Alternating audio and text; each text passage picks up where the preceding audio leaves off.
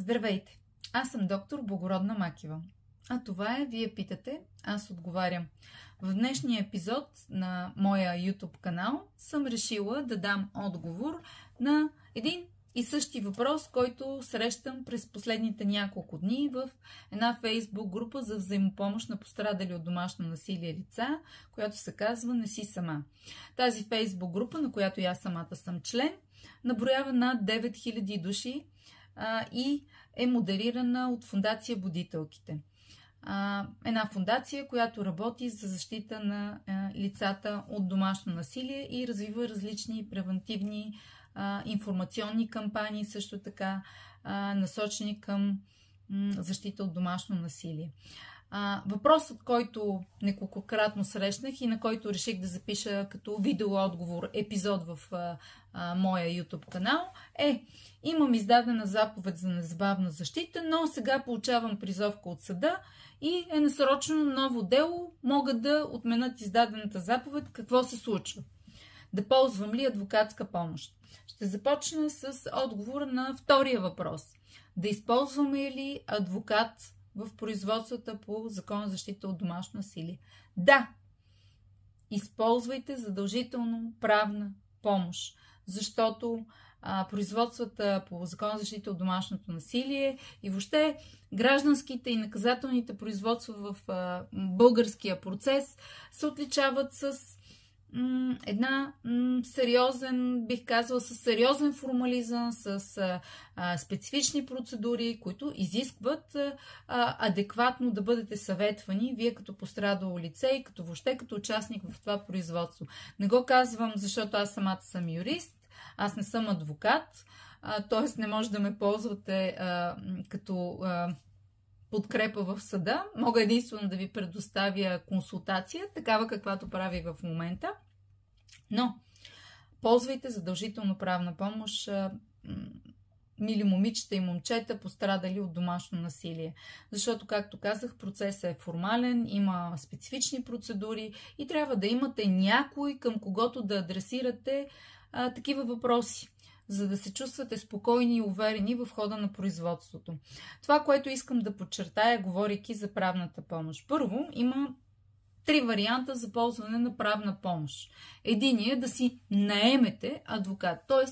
вие самите да си заплатите за адвокатската помощ, която ще получите. Ако обаче не разполагате с финансови средства да си наемете адвокат, има 2 други варианта. Единият вариант е да се обърнете към неправителствена организация, такава, която предоставя безплатна правна помощ. На мен, например, вижте ми хрумват 2 неправителствени организации, които предоставят безплатно правна помощ, към които бихте могли да се обърнете. Едната е Фондация Асоциация Анимус, разбира се, които имат правна клиника и предоставят такава безплатна правна помощ през нея. Аз самата съм била консултант към тяхната правна клиника и съм давала такива консултации, респективно подготвила съм искови молби за налагане на мерки за защита за тях. Такава е, например, и Фондация "Да" от Пловдив, Обединени заедно срещу насилието. Адвокат Милена Кадиева, която е изпълнителен директор на фондацията, един изключителен професионалист, който аз много харесвам. И в тази фондация наистина може да получите адвокатска помощ, правна помощ и адвокат от тях да ви представлява в съда по един много професионален и адекватен начин, с разбирането, което е нужно за всяко едно пострадало лице. Третия вариант обаче, ако сте пострадало от домашно насилие лице и имате нужда от, както казвам, според мен задължително от правна помощ, е да се възползвате от възможностите, които предоставя Закона за правната помощ, т.е. тогава, когато имате нужда, но нямате възможност.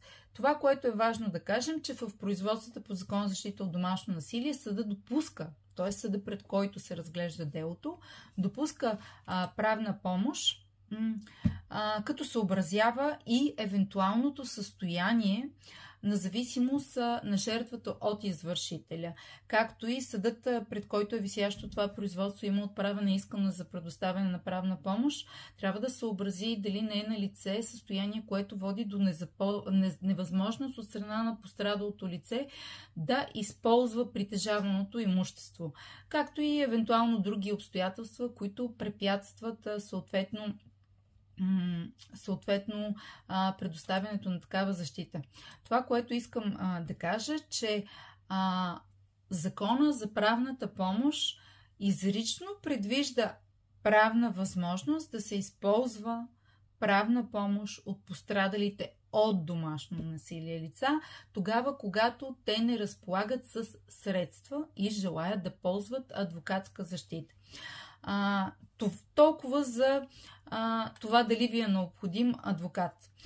Това, което искам да разясня, беше първоначалният въпрос: какво се случва след като имам издадена заповед за незабавна защита. След като имате вече издадена заповед за незабавна защита, тя ще бъде връчена, както казах. Не се изненадвайте, ако ви потърсят полицейски органи. Това се случва, защото съдът е задължен заповедта за незабавна защита да изпрати също и на полицейските органи. Защо? Защото неизпълнението на заповед за защита представлява състав на престъпление от общ характер и те са длъжни да следят дали тя се изпълнява. Това, което е важно да кажем, е, че независимо, че вече имате издадена заповед за незабавна защита, съдът ще насрочи ново заседание, в което в открито, пак да кажа, открито съдебно заседание. Това какво означава? Означава, че ще призове да присъствате в това заседание и вие като ищец, т.е. пострадалото лице, и извършителя като ответник, ще ви призове да се явите и ще разгледа делото в открито съдебно заседание, като срока е не по-късно от 1 месец от първоначалната ви молба. Заедно с призовката, която ще получите и препис от молбата, ако сте извършител, както и респективно, ако има някакви приложени доказателства, и ще ви информира, ако сте извършителя, за задължението ви да предоставите информация и допълнителни доказателства. Сега, това, което искам да кажа, че е напълно възможно първоначалната молба да не е подадена от самото пострадало лице, а от някакво трето лице, защото закона го допуска това нещо. Може молбата да е подадена от пострадалото лице, но може да е подадена от неговия брат, сестра или лице, което се намира в родство по права линия с вас като пострадало лице. Затова и е напълно възможно, ако някое друго лице е подало за вас искане за налагане на мерки за защита и не ви е информирало, защото, примерно, има различни психологически елементи, които понякога карат пострадалите лица да не търсят защита, може да бъдете изненадани, като ви потърсят полицейските органи, например, или призовкар от съда, за да ви връчи съответно решението, с което е издадена заповед за незабавна защита, и да ви покани в откритото заседание, което съда насрочва, както казах, не по-късно от 1 месец от първоначалната молба. Сега, това, което искам да кажа, че освен от друго лице, молба може да бъде подадена и от директора на дирекция социално подпомагане. Това се случва в едни определени законови хипотези, които обаче няма да засягам в това видео, а може да бъде и по искане на прокурора. Това, което е важно, е, че в това производство, което ново, са допустими всички доказателствени средства по реда на Гражданско-процесуалния кодекс, и съда също така има задължението в определени случаи да събира по собствена инициатива доказателства, и като част от доказателствени средства могат да бъдат предоставени, пак казвам, като приложение към първоначалната молба, но могат да бъдат предоставени и допълнително.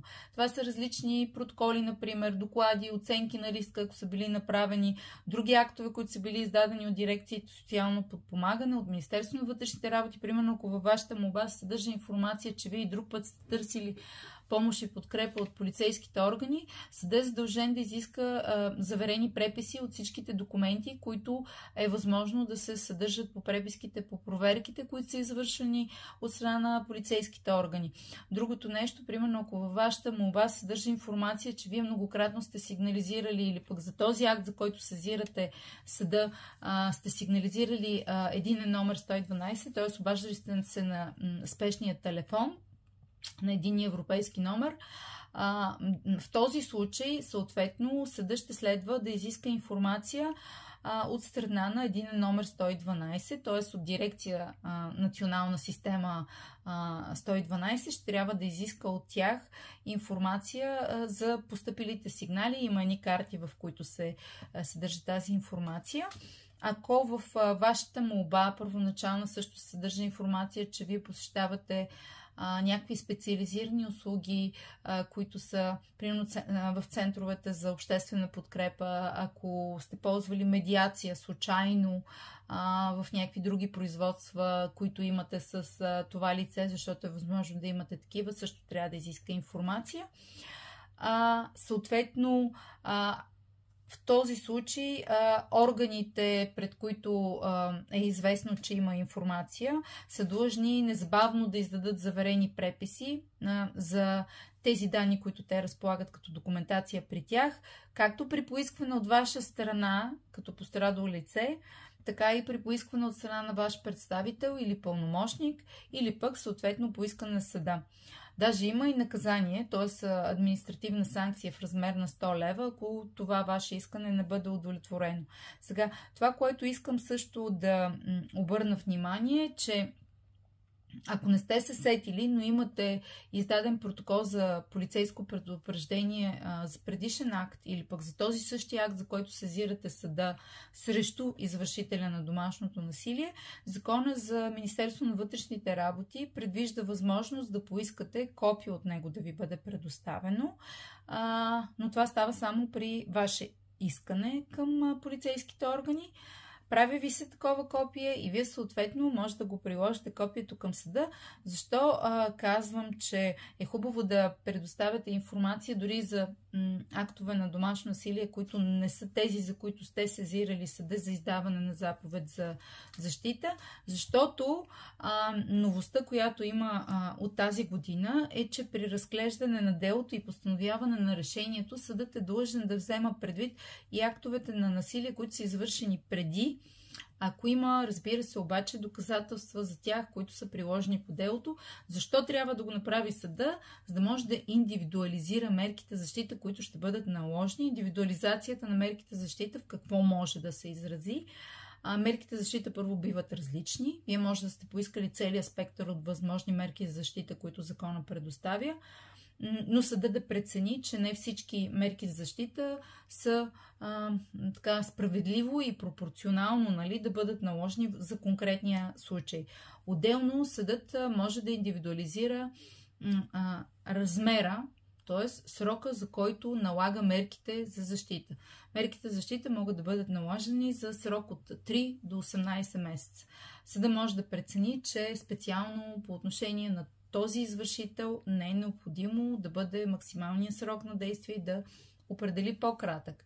Или пък на база на предоставената от вас информация да реши, че той е изключително опасен и всъщност ще постанови максималния срок за тези мерки. Това, което е важно също да отбележа, че тъй като споменах думата медиация, по делата за защита от домашно насилие съдът не приканва страните към спогодба и не ги напътва към медиация, за разлика от останалите граждански производства, които може да се случи да имате вие като страни с същия ответник, т.е. с извършителя на домашното насилие. Но връщам се отново защо е важно в молбата да има описание на конкретни факти и данни на предишни актове, защото ако те са документирани, може да ги докажете, макар и да не са самостоятелно основания за издаване вече на заповед за постоянна защита, нека така да я нарека, те служат, пак повтарям, за индивидуализация на мерките, респективно от страна на съда да бъде правилно избран и срока, и условията за защита. Например, ако имате искане към съда за забрана за приближаване до вас от страна на извършителя и вие сте посочили, примерно, че лицето в миналото ви е заплашвало за това, че ще ви застреля. А пък вътре в данните по делото посочите, че лицето има законно притежавано огнестрелно оръжие, това съответно ще бъде основание за съда, когато взема решение по отношение, примерно, в колко да не се приближава той до вас, примерно 200 метра, или 100 метра, или 500 метра, да го вземе предвид. Защо? Защото аз като човек, който дълго време е боравил с огнестрелно оръжие, просто съм била в МВР над четвърт век. Тези от вас, които знаят, разбира се, и са боравили с огнестрелни оръжия, знаят, че те си имат съответната точност съобразно далекобойността, която има всяко едно огнестрелно оръжие. Тоест, прицелната стрелба с някаква точност е възможна при използването на различните видове оръжие на различен диапазон. Затова и съда добре би било тогава, когато има данни, примерно, за късо огнестрелно оръжие, че разполага извършителя, да определи един периметър от не по-малко от 100 метра за приближаване. Аз лично бих казала дори 200 метра, защото при определени хипотези, ако си наистина много точен стрелец, макар че смятам, че 50 метра е максимума за прицелна стрелба адекватно, да определи по-широк кръг около вас забрана за приближаване. Сега, това, което искам допълнително да кажа, е, че ако до приключване на съдебното диране в това новото производство, за което сега са ви призовали, ответникът извърши нов акт на домашно насилие спрямо вас като молител, това, което трябва да знаете, че можете да подадете допълнителна молба за защита и тази допълнителна молба за защита ще бъде разгледана в рамките на същото производство. Тоест, не ви се налага да пускате отново молба за защита и всъщност дори да пуснете нова молба за защита пред същия съд, логично би било да бъде присъединена тя и разгледана в рамките на вече образуваното производство, а не да се образува ново такова, т.е. ново производство. Съда също така има задължение да извършва оценка и за анализ на риска. Това, което примерно ви казах, това е оценяване на риск. Има данни, че сте заплашвани с огнестрелно оръжие, че ще ви застрелят, примерно по вашата молба, която сте пуснала, но има данни, че лицето притежава огнестрелно оръжие. Съда съответно е редно да изисква информация от органите на Министерството на вътрешните работи, които са тези, които издават разрешителни за притежаване на огнестрелни оръжия съответно, да ги попита дали наистина е така. Ако наистина е така, съответно да вземе предвид това обстоятелство.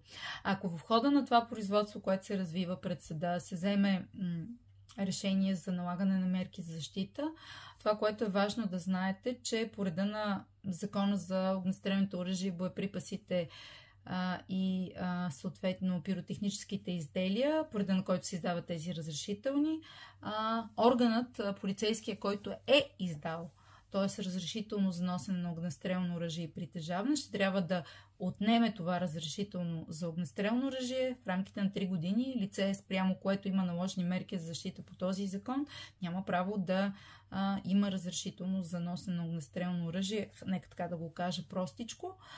Тоест, той, ако има, ще му бъде отнето, а ако в последствие иска да му бъде издадено, просто няма право да му бъде издадено 3 години след като има наложени мерки за защита по реда на Закон за защита от домашно насилие. Друго нещо, което трябва да кажем е, че ако в хода на това производство има данни за престъпление от общ характер, извършено от извършителя, съдът е задължен да направи съответните преписи от тези материали, в които се съдържа такава информация и такива данни и да ги изпрати на съответната компетентна прокуратура. Защо е така? Защото екс-официо прокуратурата ще е длъжна да започне съответно, може да е проверка първоначално по Закон за съдебната власт, защото данните, които се съдържат, могат да не са достатъчни за образуване на досъдебно производство, но пък за да бъдат събрани.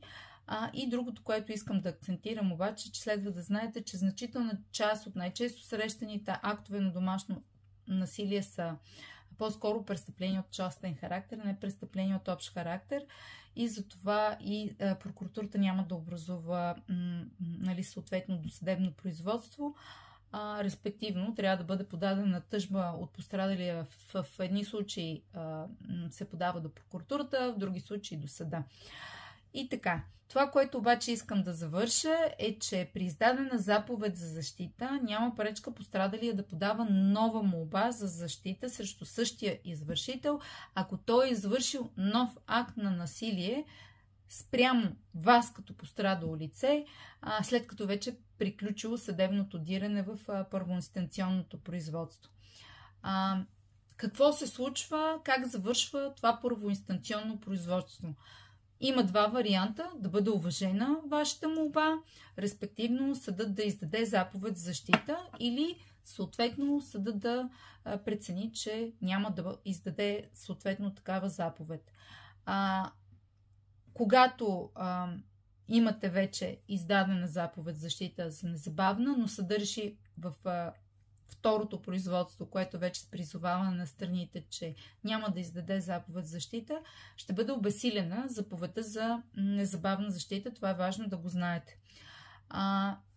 Разбира се, това решение не е окончателно. Имате възможност да го обжалвате и вие, и извършителя, разбира се, ако е недоволен от решението на съда.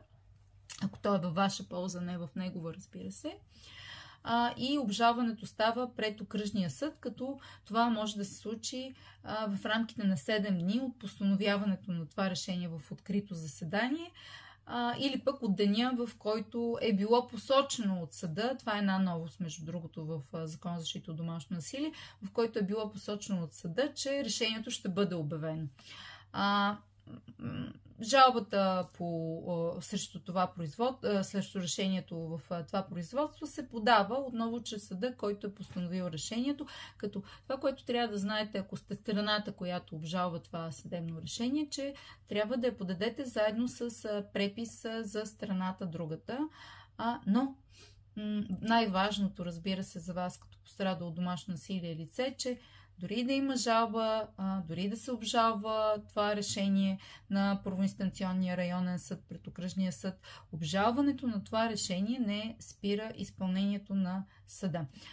Ще завърша с това, че се надявам в това мое видео да съм била полезна за вас и че в момента приключвам работата си по една електронна библиотека за Фондация Водителките, в която, надявам се, ще откриете полезни за вас образци на документи, като молбата за налагане на мерки за защита, билото незабавна, билото постоянна, различните видове декларации, които трябва да попълните, както тази, която е по член 9 алинея 3 за претърпяното насилие, така и декларацията, която трябва да попълните, ако желаете да ползвате правна помощ по реда на Закона за правната помощ, и различни образци на планове за безопасност, молби към прокуратурата или към органите на полицията, за да получите реално защита. Благодаря ви, че бяхте с мен днес, и ако днешното ми видео е било полезно за вас, или пък било е полезно, за да можете да бъдете вие полезни на някого и искате да знаете, когато кача следващо видео, абонирайте се за канала ми и така ще получавате известия. Благодаря ви за вниманието. Аз бях и съм Благородна Макева, а това е Вие питате,